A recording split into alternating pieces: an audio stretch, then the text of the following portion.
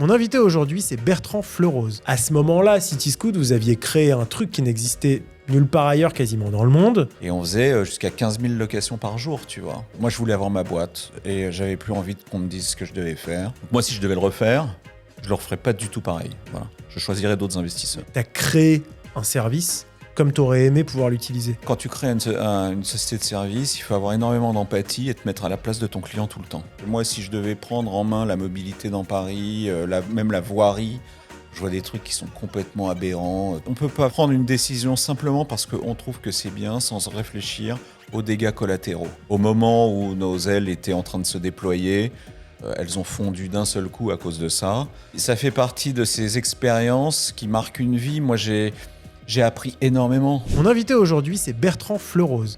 Trader chez Barclays et JP Morgan dans les années 90, il crée en 2006 ScootUp, un centre de service pour deux roues à Paris.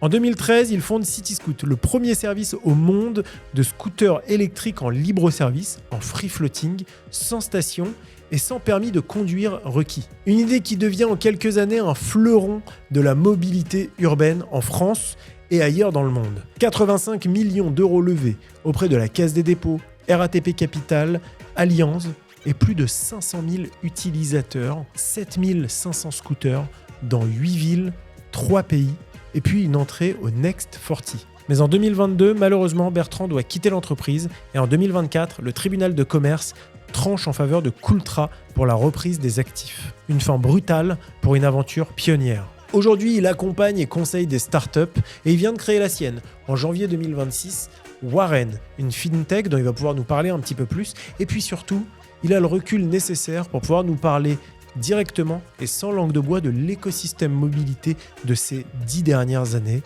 Bertrand Fleurose, bonjour et bienvenue dans Changement de vitesse. Bonjour Yann. Alors Bertrand, comme on vient de le dire, tu as commencé ta carrière vraiment dans la finance, dans les banques. Comment on passe de banquier d'affaires à garagiste ? Alors, j'étais pas banquier d'affaires, j'étais banquier sur les marchés financiers. Donc trader. Plutôt trader. Ouais. Je travaillais pour les comptes propres des banques qui m'employaient. Et en fait, je suis passé de trader à garagiste. C'est assez étonnant. Mais en fait, c'était plutôt de trader à centre de service, j'ai envie de dire, puisque j'ai habité 5 ans en Angleterre et quand je suis rentré d'Angleterre, je ne m'étais pas rendu compte que j'étais complètement imprégné par la notion de service, dont les anglo-saxons sont assez pros, en fait. Ouais. Et ça m'a manqué. Et puis, au bout d'un moment, de toute façon, j'en avais un petit peu marre d'avoir des cours sur des... J'apprenais rien, en fait. Moi, je voulais avoir ma boîte et j'avais plus envie qu'on me dise ce que je devais faire. Et en fait, quand je suis rentré d'Angleterre, de Londres, je m'étais acheté un scoot à Paris pour... j'avais plus de voiture. Et puis, c'est un beau matin, j'ai fait 1 heure de queue pour déposer mon scoot à l'entretien périodique. J'ai pris le métro avec mon casque sous le bras. Je suis revenu, j'ai encore attendu, mon scoot n'était pas prêt. J'avais pas du tout envie de prendre le métro parce que les gens qui font du scooter, ils aiment pas du tout le métro. Et là, je me suis dit, putain, il y a un trou à remplir. Il y a aucun service dans cette ville. Il y a 100 000 scooteristes ou 150 000. Je vais ouvrir le Midas. Je vais monter le Midas du deux roues à Paris et en France. Mais ce qui est pratique, c'est que tu as besoin de beaucoup moins de place que quand tu montes un garage voiture, quoi. Ah bah ouais. Et tu réussis malgré tout à adresser un super marché. Alors moi, j'y connaissais rien. Et puis, non, mais rien. Donc, je me suis un peu documenté sur... Je suis pas du tout passionné de deux roues, moi. Ce qui m'intéressait, c'était le service. Donc, moi, je voulais prêter des deux roues gratuitement. Je voulais qu'il arrive à mes clients ce qu'on m'avait jamais proposé, moi, quand j'avais mon deux roues. Et je me suis dit que j'allais cartonner. Donc, j'ai commencé à choper dans le 17e. J'étais en 17e vers les Ternes, une clientèle qui était assez haut de gamme et qui était prête à payer un peu plus pour avoir du vrai bon service. Je crois que je suis passé des centaines de fois devant cet endroit. C'était rue des Acacias ? Ouais. Ok, puisque après, c'était hyper floqué Cityscoot comme ça. Quand j'ai basculé... je vois très très bien cet endroit. On avait... Alors, ce que tu sais pas, c'est que sous le rez-de-chaussée, on avait à peu près 600 ou 700 mètres carrés d'atelier. Et à un moment, on faisait un chiffre d'affaires atelier qui était monumental. Donc là-bas, vous gériez les scooters qu'on te remettait en haut. J'avais 8 mécaniciens, pratiquement, ouverts de 8h à 20h. Donc, on faisait à peu près, je crois, presque 2 millions d'euros de chiffre d'affaires, juste atelier. Sur l'atelier. Ouais. C'est incroyable.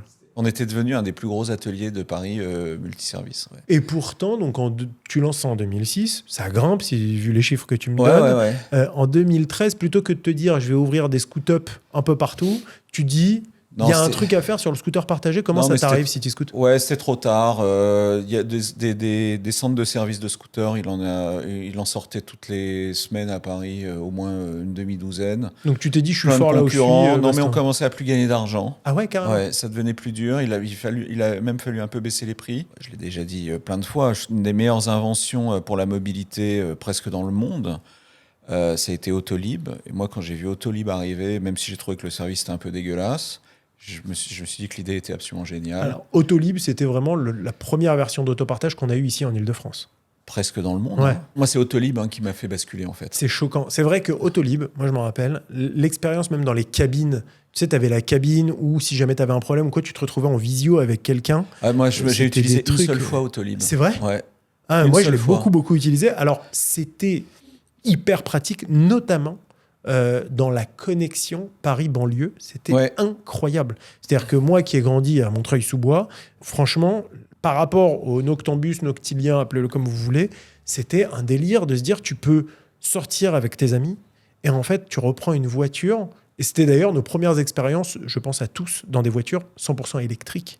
Mais ouais. C'est vrai qu'il y avait un côté révolutionnaire à Autolib, je suis d'accord avec toi. Ah ouais, Autolib. Toi, tu vois ça, tu bascules. Tu te dis, il se passe un truc. Ouais, il se passe un truc. Je trouve que c'est génial. J'ai envie de le faire avec les scooters. Et j'ai un double avantage, c'est que les batteries des scooters, je peux les changer à la main, quoi. Tu avais déjà la vision du swapping au moment, avant de créer CityScoot. Tu te dis, c'est là-dedans qu'il faut faire. Non, ok, d'accord. Non, pour être honnête, non. J'avais fait un contrat avec Vinci Park, donc Indigo ex-Vinci Park. Où je voulais mettre mes scooters dans les sous-sols en station.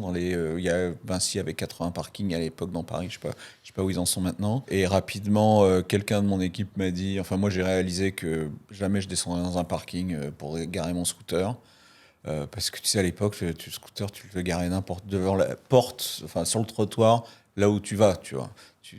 Pas question de marcher plus de 2 mètres une fois que tu as garé ton scooter. Oui, c'était aussi ça la beauté du scoot. Ouais, notamment, en plus, avant, c'était gratuit en stationnement, etc. Ouais. Donc, Et puis, il y a quelqu'un dans mon équipe qui a dit non, mais on pourrait peut-être changer les batteries. Et je dis bah ouais. Et donc là, on a inventé une batterie qui n'était pas une vraie batterie, en fait, qui était un charge extender auquel moi j'avais pensé en regardant.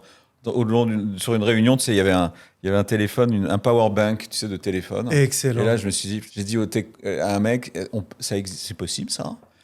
Et il me dit, sur le papier, je pense que c'est possible. Et il faisait partie de ceux, il y a 2 camps dans ceux qui font un peu de physique. Il y a ceux qui disent, si ça marche sur le papier, c'est que ça marche en réel. Et puis il y en a d'autres qui disent, non, ça c'est pas vrai du tout. Bon, elle l'a fait finalement. Et ça a marché. Oui, ça a marché. C'est fou. Ouais, ça a marché. Et voilà. Combien de temps ça t'a mis entre le moment où tu te dis il se passe un truc et le moment où tu as les premiers scooters dans Paris ? Longtemps. Je pense 2 ans à peu près. On a fait notre bêta-test en octobre ou novembre 2015, jusqu'à juin 2016 où on a ouvert. Donc il se passe 2 ans, je pense, entre l'expérience client, le prototype, le développement de la batterie, l'app. À l'époque, on ne faisait pas une app avec un lovable ou un truc comme ça en 5 secondes, tu vois. Enfin, c'était du lourd. Ouais, c'était 100 000 euros pour avoir un pop. Il n'y avait pas de scooter connecté. On a été obligé de mettre des boîtiers relais pour que ça indique à un PCB que le bouton clignotant était appuyé ou que le bouton arrêt était appuyé. Il a fallu refaire tout le circuit électrique, toute la techno à l'intérieur. Le prix de la techno à l'intérieur, c'était pratiquement autant que le prix du scooter. Donc les scooters nous ont coûté super cher. Enfin, moi, j'aurais eu les scouts qu'il y a aujourd'hui avec la techno qui existe aujourd'hui. On aurait cartonné, tu peux pas savoir. On aurait gagné de l'argent dès la première année, je pense. Oui, parce que c'est ça, en fait. C'est que là, tu as tellement de R&D et d'investissement scooter par scooter qu'en fait, la scalabilité est foirée un peu d'avance à ce niveau-là parce que ça te coûte trop cher à chaque fois que tu mets un scooter en circulation. Exactement. Il fallait le business model, il reposait sur le fait qu'il fallait que les scooters survivent à leur durée de leasing. Une fois qu'on payait plus les loyers des scooters. C'était combien de temps, ça ? À peu près 4 ans. Ah oui, quand même. Donc, en fait, ça, je le raconte souvent, mais là où le destin a été un peu cruel vis-à-vis de CityScoot, c'est que les premiers scooters on a commencé à en acheter pas mal début 2016, début 2017. Et donc, ces scooters-là, on commençait à plus payer les loyers à partir de mars 2020, quand le Covid est arrivé. Donc, le bout du tunnel, en fait, on franchissait le bout du tunnel, là. Tu vois la lumière et d'un coup, on te met un masque. Tu vois, exactement. Tu vois la lumière, tu te dis, c'est là que ma courbe s'inverse. C'était prévu depuis le début. Et là, il y a le Covid qui te dit, bah non, ta Sachant courbe, que elle je me t'inverse pas, rappelle, tu vas on plonger. était vraiment fin 2019. On s'était rencontrés à cette époque-là. J'organisais moi les Mobility Meetings pour Mobility Makers avec dédié au municipal 2019. Donc, il y a tout pile un mandat, 6 ans. Tu étais speaker, donc il y avait eu tous les candidats qui étaient venus un peu pitcher leur vision de la mobilité. Et toi, tu étais speaker sur une table ronde après, sur la mobilité partagée. Mais je me rappelle, les gens voulaient serrer la main de Bertrand Fleurose et te dire bonjour, parce que vous êtes... Non, mais je sais pas pour te passer la pommade, mais en fait, à ce moment-là, City Scoot, vous aviez créé un truc qui n'existait nulle part ailleurs quasiment dans le monde, avec une réussite, c'était dingue, parce qu'il y a eu, on va en parler, une adoption massive au niveau de l'usage. On l'a dit, 500 000 utilisateurs qui vous ont rejoint, et vous y êtes allé par palier, je crois. C'est-à-dire qu'au début, tu avais un peu un groupe d'ambassadeurs ou quoi. Moi, j'ai connu des gens qui faisaient partie de ça. On a créé, presque involontairement, une communauté d'early adopters qui, sans le savoir, espérait un City Scoot qui devait en rêver la nuit, tu vois, en se disant j'adorerais avoir un scoot qui est pas vraiment à moi, mais voilà, une mobilité. Et donc quand on a lancé le bêta test on a pris les premières inscriptions, je sais plus, quelque part en 2015. On a dit qu'on allait offrir 6 mois de mobilité gratuite aux 2000 premiers qui s'inscrivent. Et il y a eu un rush sur les inscriptions, on en a eu 12 000. À l'époque, l'identification parce qu'on contrôlait les pièces d'identité, c'était à la mano, tu vois. Enfin, les gens, ils venaient pas. Mais il fallait qu'ils les scannent, qu'ils nous les envoient. Et vous aviez quelqu'un en live qui vérifiait tout ça? Ouais, une par une. Ah oui. Parce qu'il n'y avait pas les Onfido, les machins, tu vois, les softs de reconnaissance faciale. Enfin, il n'y avait pas tout ça. Et donc, il y a eu un énorme succès. Il y a des gens qui se sont inscrits. On a mis 6 mois pour les inscrire, tu vois. Parce que tu m'étonnes, 12 000. Non, mais 12 000, en cherchiez c'était 500, rien. Vous en avez eu 12 000. Oui, ça, c'était pour le bêta-test. Mais ensuite, ça s'empilait de plus en plus. Comment vous avez fait? Tu avais combien de personnes qui s'occupaient que de ça? C'est impossible. À un moment, ouais, on avait, je sais plus, on était dans un petit bureau, je me souviens. Truc de fou. Ouais. Et on était, on faisait que ça, quoi. Même moi, je le faisais. Hein. Ouais, tout le monde le faisait. De temps en temps, les gens qui avaient un problème avec leur scooter, j'allais le soir, à minuit, aller les dépanner. Tu sais, toutes les startups font ça. Hein. Non, toutes les startups faisaient ça, j'ai l'impression. Ouais, faisaient ça. Je pense que c'est plus le cas aujourd'hui. Même créer l'appli, la vérification.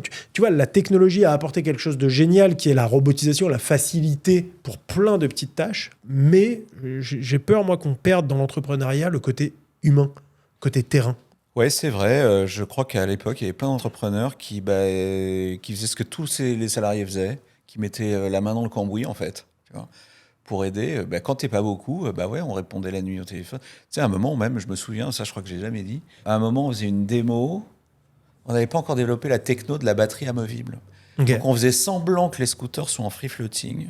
Donc en fait on avait des jeunes qui allaient les brancher sur les stations Autolib parce qu'il y avait une prise en plus, il y avait une prise en plus, il y avait une prise domestique en plus, et ils allaient les débrancher et ils allaient les mettre loin. Tu vois, pour faire croire que le scooter avait été déposé là. On a fait ça pendant 1 ou 2 mois pour faire semblant que c'était du free floating. Parce qu'on avait un peu de retard dans le développement de la batterie. J'adore ces histoires. Ouais, c'est des histoires incroyables. On peut dire maintenant. C'est le côté malin, tu vois, c'est le côté fun du truc où tu te dis, mais ça faut être fou.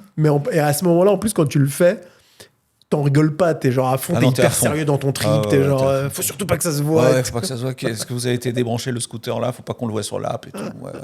Et donc, dès le début, ça cartonne. Assez rapidement, finalement, Paris est pris. C'est-à-dire que vous avez des City Scoot partout dans Paris. Partout, on en met super vite. Quelques années, puis 2000, puis on est monté jusqu'à presque 4000 dans Paris. Moi, j'avais annoncé en 2017 que je voulais un scooter tous les 100 mètres. Donc, je voulais pas que les gens marchent plus qu'1 minute. La promesse, c'était ça, pour trouver un scooter. Alors, évidemment, aux heures de pointe, le matin, le soir, il y a tu sais, des fois, je crois qu'on a eu parfois entre 2 et 3 000 scooters qui roulaient simultanément dans Paris. C'est énorme. Quand on regardait notre carte, c'était énorme. Et on faisait jusqu'à 15 000 locations par jour, tu vois. Et la promesse, c'était ça. Moi, justement, les parkings avaient fait une étude que pour trouver un parking, les gens, ils ne voulaient pas marcher plus de 3 minutes en général. 3 minutes, c'est 250 mètres. Moi, je me suis dit, OK, si les gens veulent pas marcher plus de 3 minutes, pour un scooter, ils voudront jamais marcher plus qu'1 minute. Il me faut un scooter tous les 100 mètres. Voilà. Et j'avais calculé le nombre de cercles de 100 mètres de rayon qu'il me fallait dans Paris. Et en fait, pour avoir un scooter tous les 100 mètres, je crois qu'il faut environ 1000 scooters. Donc quand on a eu 4000, t'avais largement Parce plus. que j'avais la banlieue. T'avais pas toute la banlieue aussi? Il me manquait, j'avais 17 villes de banlieue. Ok, donc t'avais la première couronne quasiment complète. Presque, sauf un peu à l'est. Ou nord, non, un peu nord-nord-est. Ouais, donc Montreuil, notamment, on n'avait pas, tu vois. Non, mais donc tu résolvais vraiment dans la même logique que Autolib, une problématique de mobilité pour tout le monde, quoi. Ah ouais, mais il y avait plein de scooters. Exceptionnel. À Neuilly, il y avait plein de scooters. Le maire de Neuilly, il nous a super bien reçus. Il a adoré le truc. Il a dit, essayez que... Moi, je ne vais pas vous embêter avec ça. Essayez juste que ce soit propre et que vos utilisateurs se comportent bien et tout ira bien. Alors voilà. Justement, ça, comment tu fais? Comment tu fais pour que les gens se comportent bien, qu'ils explosent pas non plus les scooters et qu'avec les scooters, ils embêtent pas la ville? On n'a rien fait. La population, les city scooteristes, c'est une population qui était beaucoup plus âgée qu'on pouvait le penser. Tu vois, plutôt 30-35 ans. Un peu CSP+, tu vois, parce que, mine de rien, City Scoot, c'était pas donné quand même. Tu l'utilisais tous les jours, matin et soir. À la fin du mois, ça te coûtait un peu d'argent quand même. C'était quoi à peu près le mensuel moyen? T'as une idée ou pas? Tu t'en rappelles? Celui qui veut vraiment... Les fat users, c'est des gens qui dépensaient, je pense, 2000 balles par an, tu vois. Par an, ok. Ouais. Je te demandais par mois, j'entends 2000, je me dis... Non, mais même plus que ça. Je pense qu'il y en a qui dépensaient en fait 200 ou 300 euros par mois. Wow, okay. Sinon, je crois que le panier moyen mensuel était à peu près autour de 35 euros. Ouais, c'est quand même une somme, quoi. C'est un nouveau budget créé, une nouvelle poche. Ouais. Non, un peu moins. Non, un peu plus que ça. Enfin, je me souviens plus. Mais grosso un modo, trajet, ça coûtait 5 euros quand même. T'es entre 50 euros par mois pour les vrais utilisateurs et jusqu'à 200-300 euros, quoi. Ouais, c'est ça. En fait, on avait remarqué que dans un trajet dans Paris, un Uber, ça coûtait 10 fois plus cher qu'un ticket de métro. Donc, il y a un facteur, on a dit qu'il y avait un facteur de 9. Donc, on s'est dit, on va être 3 fois plus cher que le ticket de métro et 3 fois moins cher qu'un Uber. Et en gros, ça t'amenait à peu près le trajet à 5 euros. Tu vois, parce qu'un Uber, ça coûtait 15 C'est un bon balles. ratio. Ouais. C'est marrant parce qu'on a l'impression, quand je t'écoute comme ça, que vous avez monté une boîte absolument monumentale, mais avec des réflexions simples. Non, mais le bon sens, c'est ce qui fonctionne. C'est ça, ce qui devrait prévaloir toujours. Mais tu vois, quand tu dis, bon, on a pensé, voilà, le ticket de métro, il est là, le Uber, il est là. C'est quand même... Certes, t'as pas fait des études folles sur le sujet, t'as juste dit, bon, ben voilà, entre ça et ça, c'est ce qu'il faut trouver. On pouvait pas faire d'études, il n'y avait pas de benchmark, on a inventé le truc. Donc, en plus, il fallait quand même prendre en compte le montant que les gens étaient prêts à se dépenser pour le transport, pour gagner de temps en temps entre 20 minutes et 1 heure par jour, tu vois. Celui qui prend le métro et qui change 2 fois, alors qu'en fait, il fait 1,5 km. Ouais. À vol d'oiseau. Ouais, t'as vraiment des U parfois qui se font. Et qui met 3 quarts d'heure pour le faire, alors qu'en scooter, il mettrait 10 minutes. Et qui se dit à la fin de la journée, si j'utilise City Scoot, j'ai 1 heure de plus pour moi, avec mes enfants, etc. Je suis prêt à dépenser 3 euros de plus pour ça. Ouais. Donc tu dis, voilà, les utilisateurs respectaient plutôt la ville. Maintenant, est-ce que les gens, parce qu'il y a eu beaucoup d'histoires, typiquement après, à l'époque, on y viendra peut-être après d'ailleurs, mais quand les trottinettes sont arrivées, etc., il y a eu beaucoup d'histoires de vandalisme. Il y a des gens, pour leur simple plaisir, qui jetaient des trottes dans la Seine, des trucs comme ça. Vous avez eu des cas comme ça de vandalisme où tu faisais éclater des scooters? Déjà, on n'a jamais eu de vol. On a eu extrêmement peu de vandalisme. C'est extraordinaire. On a eu 0 accident en 20 millions de locations, je crois on a fait. Ou 18. 0? Ouais, 0 accident grave. Ouais, donc tu as eu des petits accrochages. Non, mais on a même eu peut-être des poignets cassés ou des trucs comme ça. Mais accident grave, le mec paralysé ou vraiment grave, 0.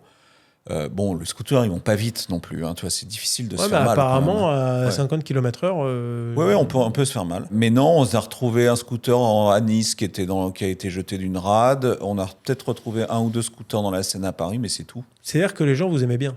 Mais je crois que ouais.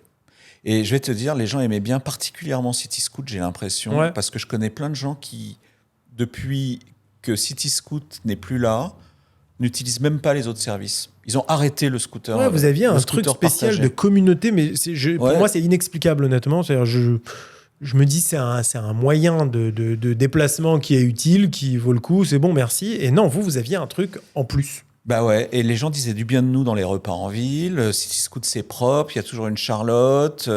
On appelle le service client, en général, très souvent, on est quand même super bien traité.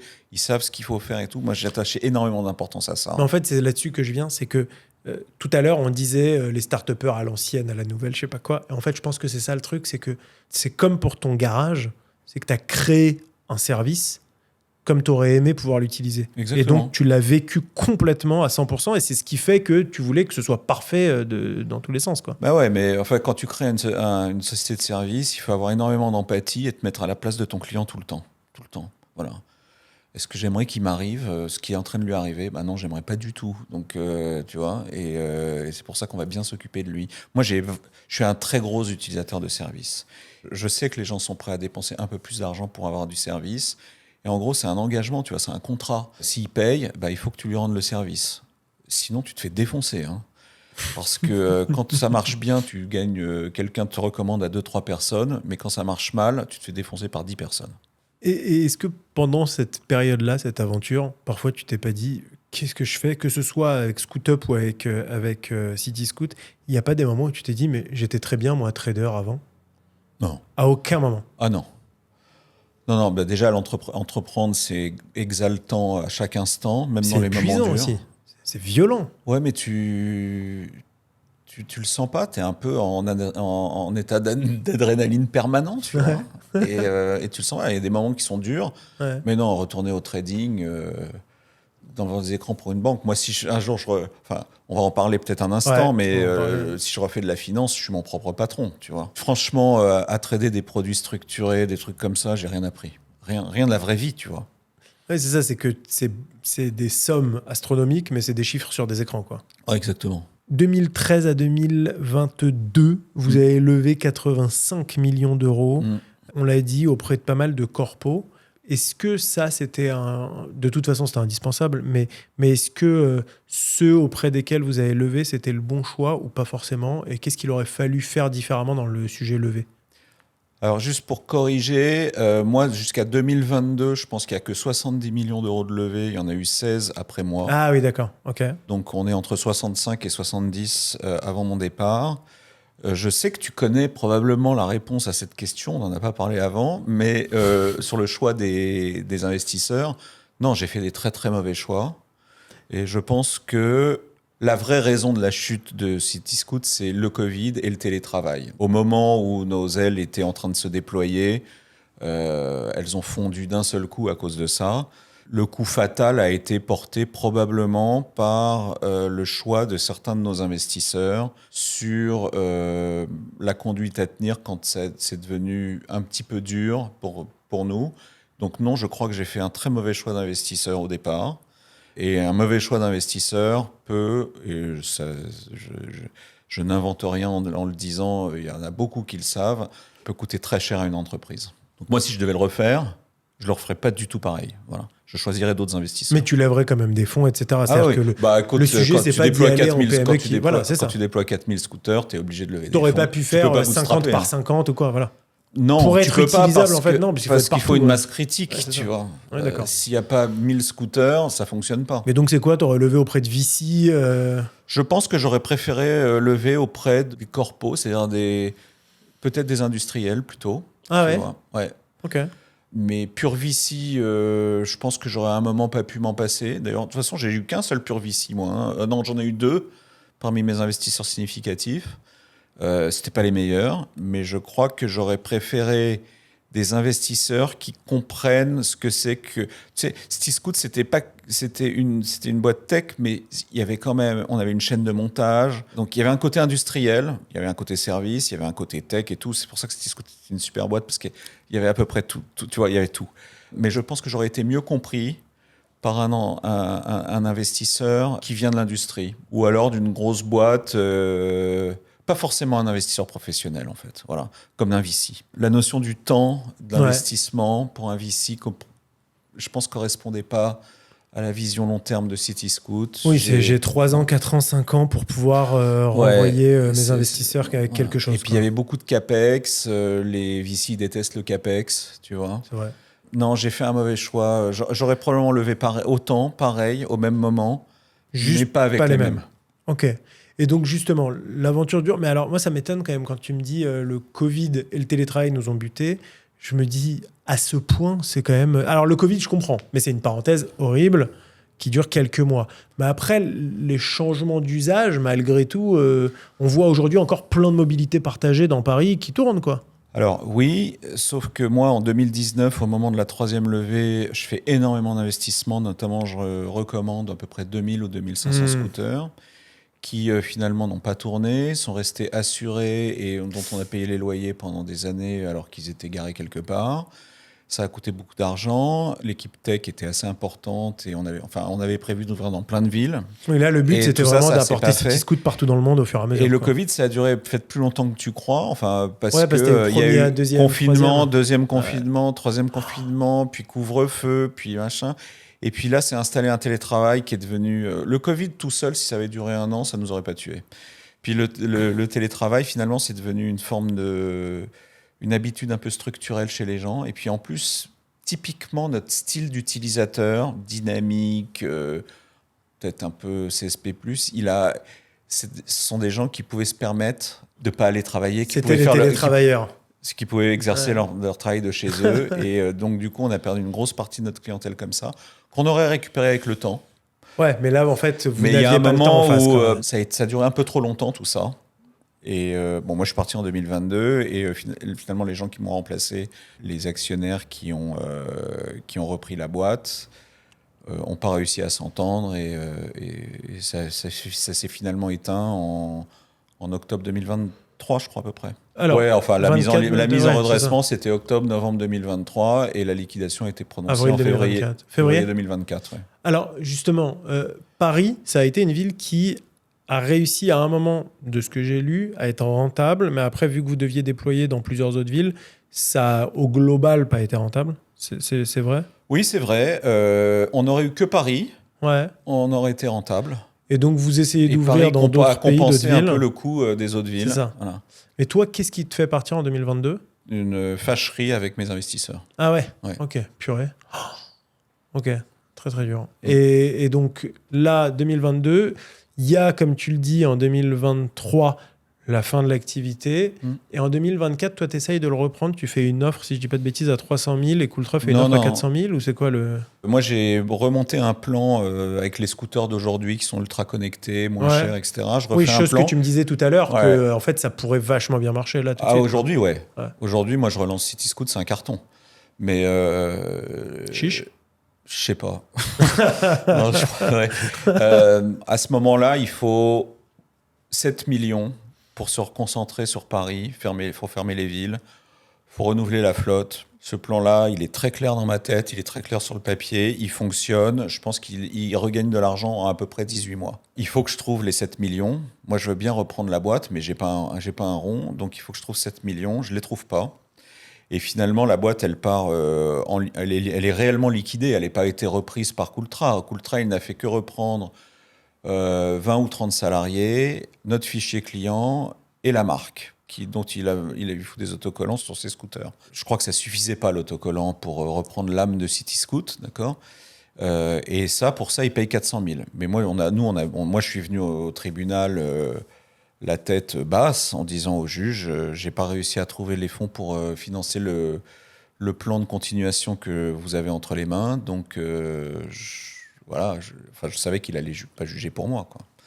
Tout le monde était très triste, mais c'est finalement Cooltra avec 400 000 balles qui a pas repris City Scoot, hein. Ouais, qui a en Faut fait pas repris croire ton qu'ils ont fichier repris client, City Scoot. etc., Ils quoi. ont pris le fichier client, la marque, et ils ont repris quelques salariés parce que forcément avec les clients en plus, ils ont estimé que peut-être l'activité allait être plus soutenue, il leur fallait des mécaniciens. Voilà.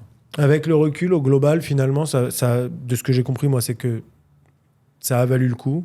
Tu l'as quand même bien vécu, la période de manière générale.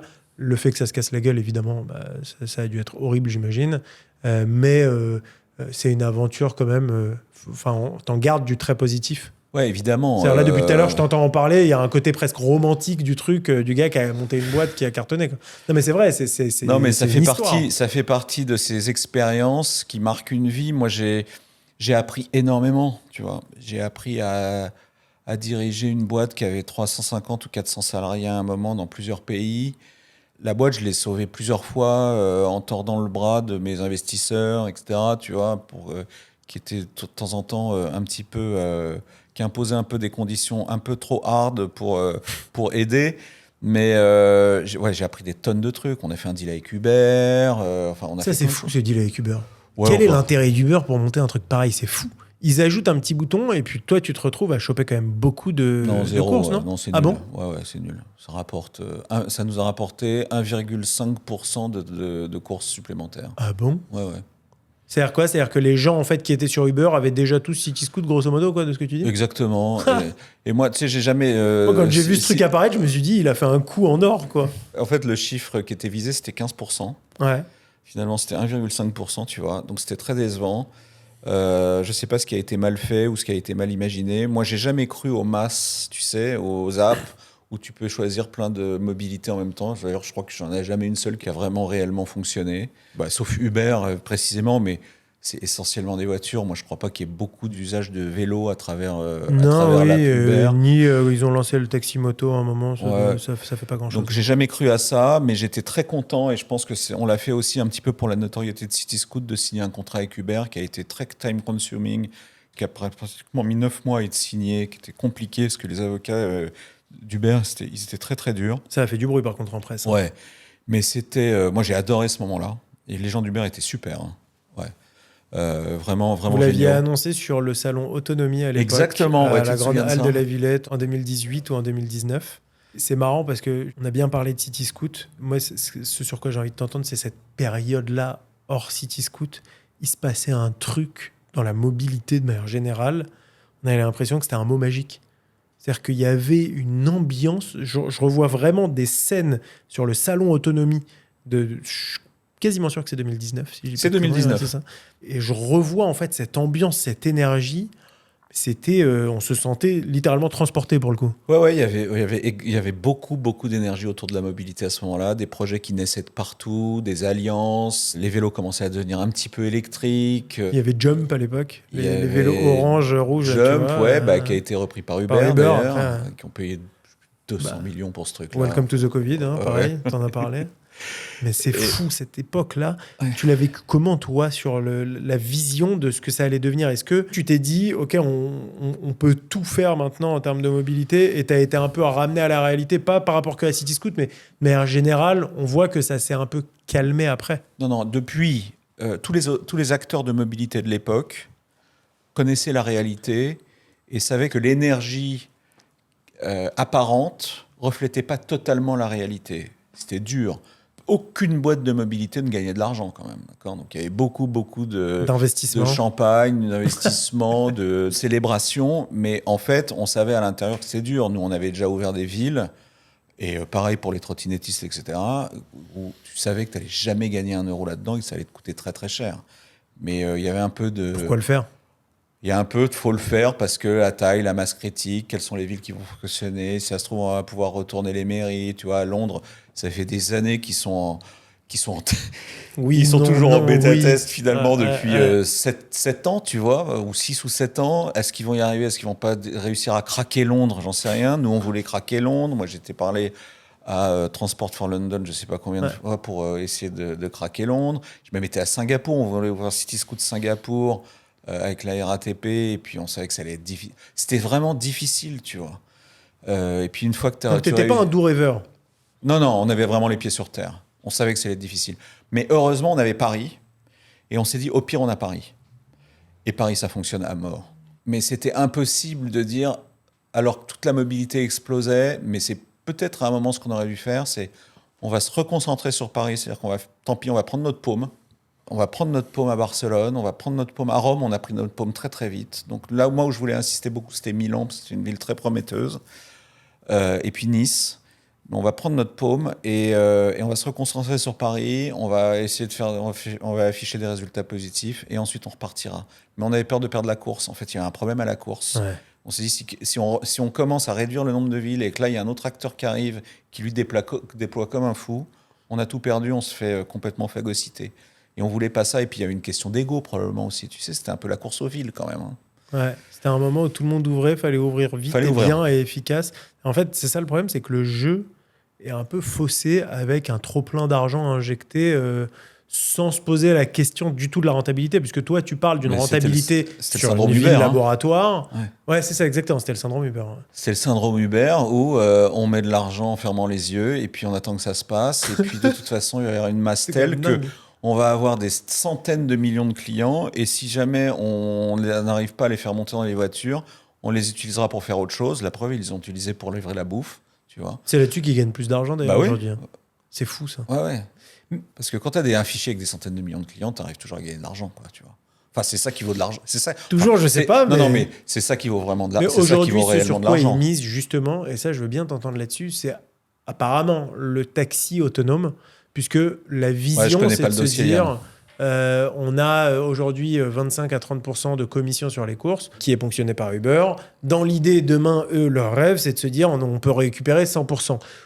Au-delà de connaître ou pas connaître, toi qui as géré quand même un service avec des véhicules dans une ville, là où ça marchouille à peu près apparemment, alors pas au niveau technologique, hein, au niveau technologique ça marche, ça c'est clair, c'est avéré. Par contre, ça marchouille au niveau de l'usage. En fait, ce qui moi, me fait peur, entre guillemets, quand je pense à ça, c'est que si il y a des gens qui, juste pour le plaisir, sans aucun intérêt, jetaient des trottinettes dans la Seine, demain, quand tu viens sur le marché où tu as plus de 70 000 chauffeurs de VTC, 60 000 chauffeurs de taxi, à qui tu dis gentiment au fur et à mesure, on va vous sortir de votre job, logiquement, enfin on l'a vu en Californie, juste ils mettent de la peinture sur les caméras, des trucs comme ça, et ils foutent en l'air tout le système, c'est des voitures en centaines de milliers d'euros.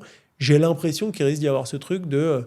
ils veulent absolument lancer des bagnoles autonomes pour faire du taxi autonome, mais finalement, ils vont aller dans le vide, quoi, puisque derrière, ils vont les faire tourner en bourrique, et au bout de plusieurs millions d'euros de voitures foutues en l'air, ils s'arrêtent, non ?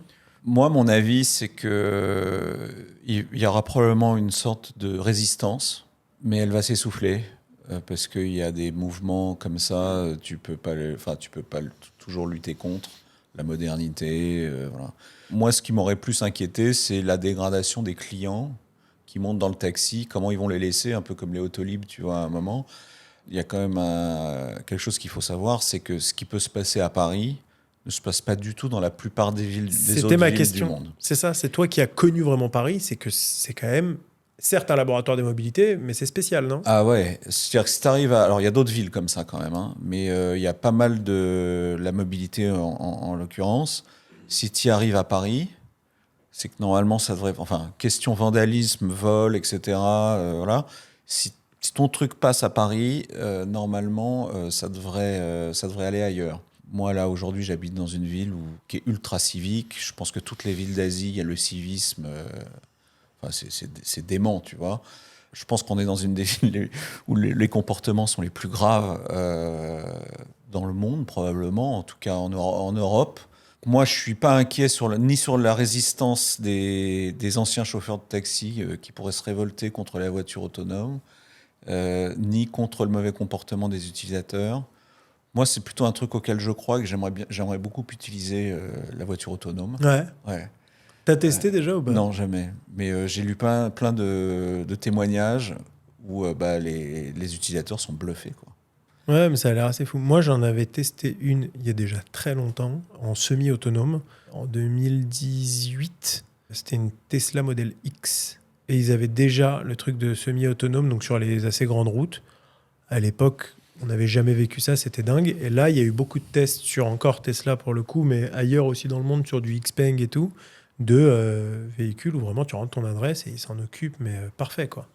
Mais le truc, c'est que si tout le monde se comporte bien, ça marche. Moi, la voiture autonome, dans une ville comme Paris, où tu peux avoir des vélos qui traversent la route, qui grillent les rouges, qui peuvent te raser au dernier moment, les piétons qui traversent en courant entre deux bagnoles, les scooters qui te doublent par la droite, par la gauche, de partout.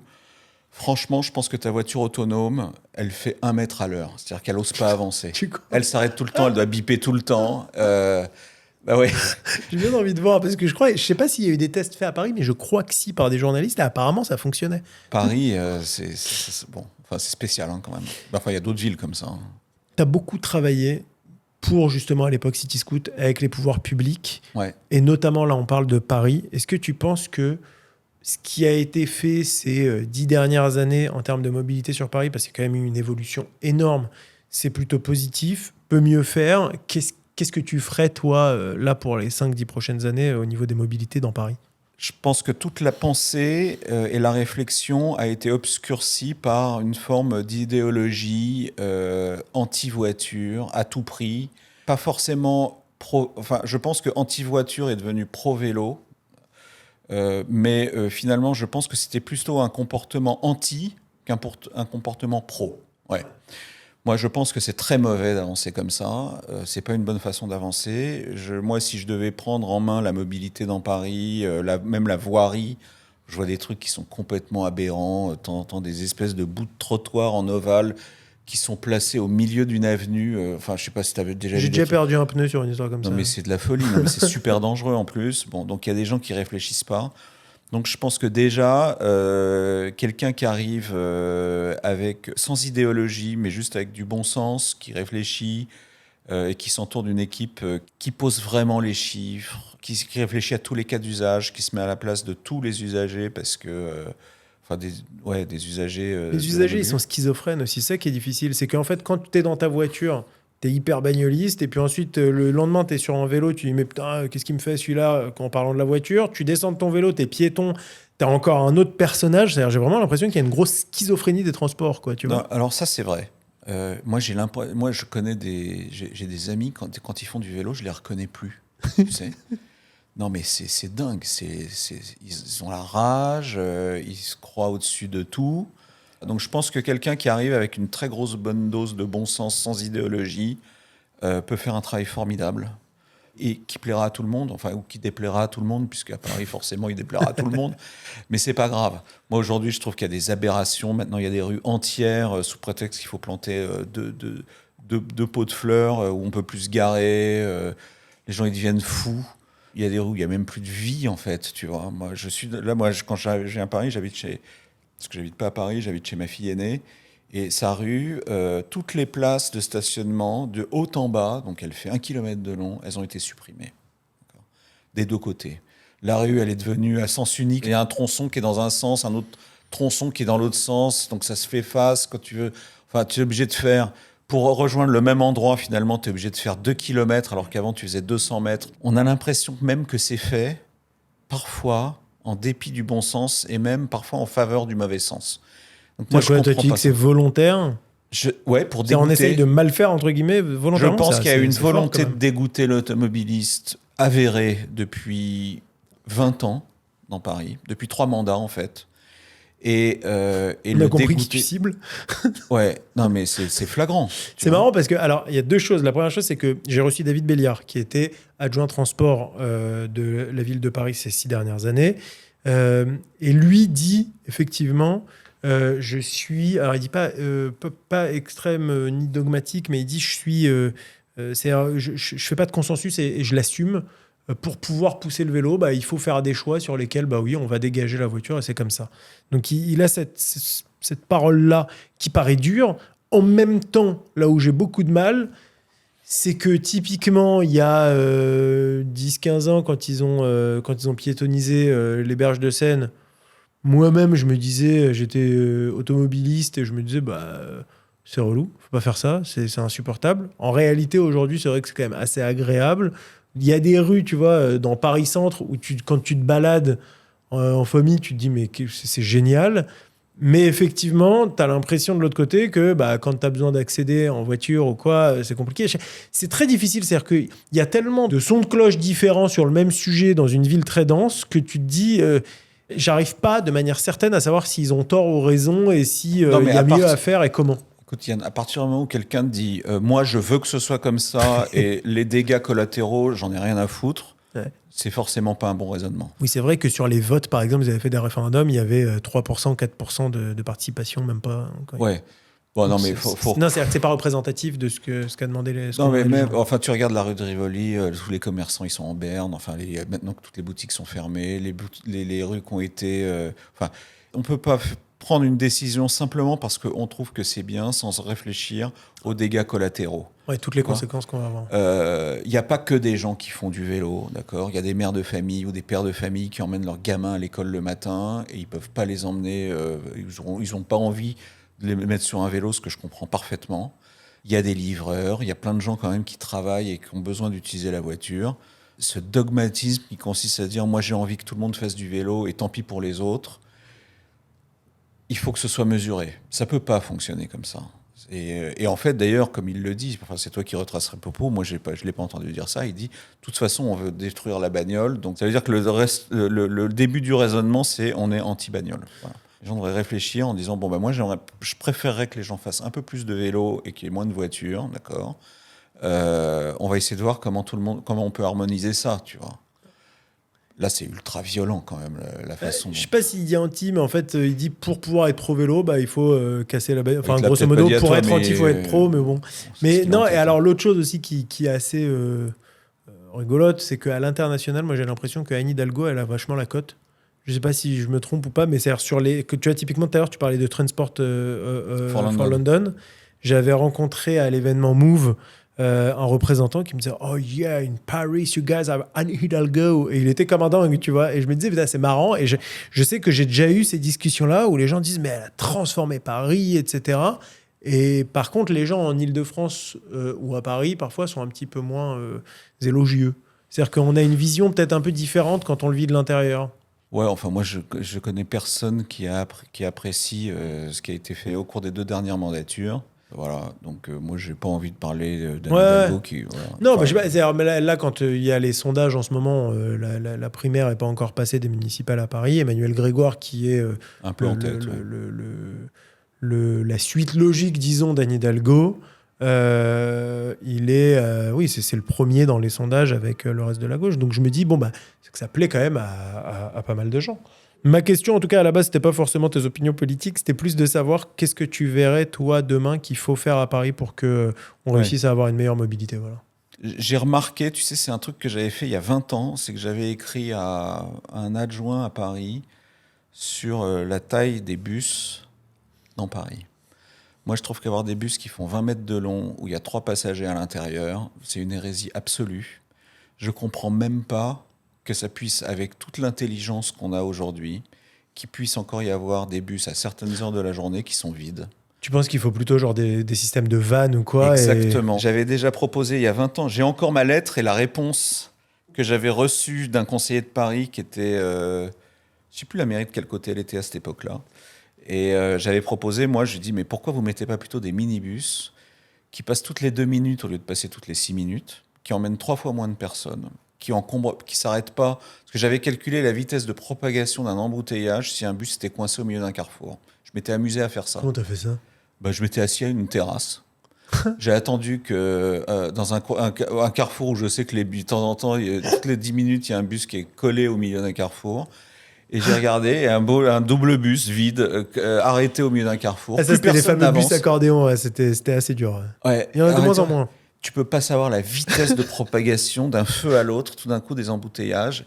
Et t'imagines qu'ensuite, ça se spread, ça, dans tout l'arrondissement, pratiquement. Et je me dis, il n'y aurait pas eu ce bus-là.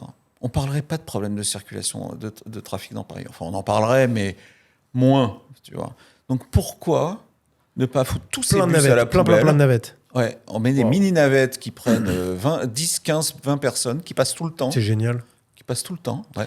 Et voilà, tout est résolu. Bon, voilà, si jamais on a un élu d'une ville assez dense qui a envie de tester, on a Bertrand Fleurose avec nous. Moi, je trouve ça assez fort quand même. L'histoire des minivans, c'est un truc qui m'est revenu souvent moi en tête. Toi aussi? Oui, parce qu'on l'utilise beaucoup dans des zones rurales pour justement ne pas investir dans un bus. Mais en réalité, je trouve que dans une zone urbaine, plus c'est petit, mieux c'est. Tu vois, mais j'en ai vu l'autre jour, j'en ai même vu un qui était à moitié électrique ou électrique. Il y en a quelques-uns dans Paris, je crois qu'ils ont réduit la taille de certaines... Non? Alors, ça dépend. Soit tu fais allusion au minibus Louis Vuitton, la fondation Louis Vuitton qui apporte la fondation Vuitton, peut-être. Voilà, ça, moi, je pense qu'il faudrait qu'il n'y ait que ça. Ouais, des tout petits bus comme ça. Ouais. C'est intéressant. Et qui, au fur et à mesure, d'ailleurs, pourraient devenir autonomes. Et qui passerait, selon les heures de la journée, qui passerait plus ou moins souvent. Il n'y aurait plus de problème de circulation. Oui, mais en fait, c'est ça, c'est que tu as un coût humain. C'est certainement pour ça aussi, c'est que tu as un coût humain du chauffeur. C'est que du coup, si tu mets 10 fois plus de minivan que tu as de bus, tu as 10 fois plus de chauffeurs. Alors d'abord, ce ne serait pas 10 fois plus parce qu'il serait 3 fois plus petit, donc ce serait peut-être 3 fois plus. Et puis en plus, non, parce qu'il ne passerait pas tout le temps, toute la journée de façon régulière. Tu en mettrais plus ou moins le jour, aux heures de pointe, etc. Chose que la technologie permet aujourd'hui de pouvoir prévoir, quoi. D'être plus prédictif. Exactement. Et puis bon, tant pis, si tu embauches 500 machinistes de plus pour améliorer la vie des Parisiens. Il y a des dépenses plus idiotes, hein, je crois. C'est intéressant, c'est une bonne mesure à proposer voilà, si on a des élus qui nous écoutent. Aujourd'hui, tu es sorti de la mobilité. Ouais. Tu as un avis, moi, que je trouve hyper intéressant parce que tu l'as vécu de l'intérieur et tu as créé une nouvelle manière de vivre la mobilité en ville.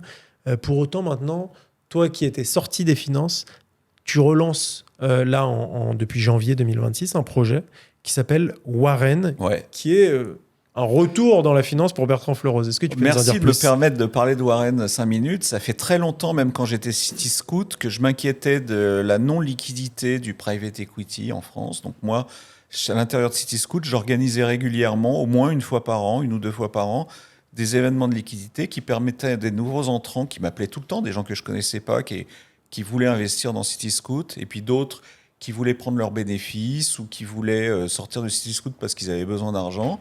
Et j'organisais ça à l'intérieur de City Scoot, donc un événement de liquidité où les gens pouvaient acheter et vendre. Je trouve ça extrêmement dommage, notamment les salariés qui ont des BSPCE, on connaît le problème par cœur, ou des business angels qui sont rentrés dans les pre-seed, seed ou les tours Families and Friends, enfin Love Money, etc., qui finalement immobilisent cet argent et qui le reverront jamais, probablement, ou alors au bout de 10 ans, si ça se passe bien.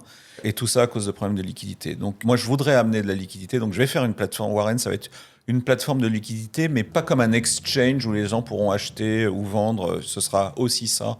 Pourront acheter ou vendre des boîtes qui sont non cotées, mais aussi une plateforme de liquidité où le marché du secondaire qui explose totalement en ce moment, notamment aux États-Unis avec les grosses boîtes tech, les Anthropic, XAI, SpaceX, Eleven Labs, voilà. Même européenne avec Revolut. Et ça, quand tu dis le secondaire, tu peux expliquer rapidement. Ouais, le marché secondaire, en fait, en gros, c'est le marché des boîtes qui sont pas cotées. Donc, c'est les échanges, les achats, ventes, les transferts d'actions des boîtes non cotées. Okay. C'est un très, très, très gros marché. C'est un marché qui surperforme le vrai marché. Les boîtes du secondaire, elles surperforment nettement le marché coté. Et j'ai croisé la route d'un jeune mec ex-VC qui a la moitié de mon âge à peu près, qui est super bon. Et on a convergé tous les deux avec notre vision un petit peu différente d'amener de la liquidité et de pouvoir apporter à tous ceux qui veulent investir ou même sortir du non-coté plein de possibilités. Et donc, on est en train de construire Warren en ce moment, qui va être là dans quelques semaines. Donc, grosso modo, j'ai investi dans une boîte en pré-seed, j'ai mis un petit peu d'argent de Love Money à l'époque quand on m'a demandé pour filer un coup de main. J'avais pris 0,1%. La boîte est en train de bien grandir, mais on ne peut pas me racheter tout de suite, il faut attendre le prochain tour d'investissement, c'est un petit peu ça. Ouais. Et toi, là, si jamais je vais mettre mes 0,x% sur Warren, je vais pouvoir récupérer... Non, tu ne pourras pas. Alors, tu pourras dire, moi, je suis intéressé pour vendre mes parts de telle boîte que j'ai achetée il y a longtemps. Donc, j'ai un intérêt vendeur. Et Warren te permettra de rencontrer quelqu'un qui, lui, a un intérêt acheteur. Ce sera une des activités de Warren, s'occupera de vous mettre en relation. Pas de la transaction. Non. D'accord. Non, parce que le juridique en France est lourd, donc on ne pourra pas s'occuper de la transaction. Il est possible qu'on ne s'occupe pas que des actions françaises, que des boîtes françaises. Ouais. C'est même probable qu'il y aurait beaucoup plus de boîtes étrangères. Mais toi, en tant que Yann Azran, tu te dirais, tiens, moi j'aimerais bien aussi avoir du Revolut. Ouais. Tu vois ? Et ben avec Warren, tu pourras dire, moi j'aimerais bien avoir du Revolut. Tu pourras aller sur Warren et voir qu'il y a des intérêts vendeurs sur Revolut et tu pourras aller dedans, soit en tant que particulier, soit en tant que professionnel, soit en tant que fonds même. Soit en tant que gérant de fortune pour tes propres clients. Gestionnaire de fortune pour tes propres clients. Ça existe déjà, ce genre de concept, ailleurs dans le monde ? Ouais, ça existe. Les pays anglo-saxons sont en avance là-dessus. D'accord. Ouais, comme toujours. Tu nous as prouvé qu'on pouvait aussi être en avance parfois sur certains sujets. On en a parlé. Le sujet existe déjà. Nous, on va aborder le truc d'une manière un petit peu différente pour que vraiment on a envie de démocratiser le private equity. Et la liquidité, ouais. Bon, merci beaucoup de nous en avoir parlé. Une dernière chose, je sais que tu conseilles aussi pas mal de startups, notamment dans la mobilité. J'ai vu passer un post il n'y a pas très longtemps. Ouais. Le free floating est de retour avec donc une boîte qui veut faire du free floating dans les boutiques. Elle est super, c'est Strike, elle est super cette boîte. Elle veut en fait faire revenir les trottinettes alors à son petit niveau. Hein. Il n'y aura plus jamais 15 000 trottinettes dans Paris.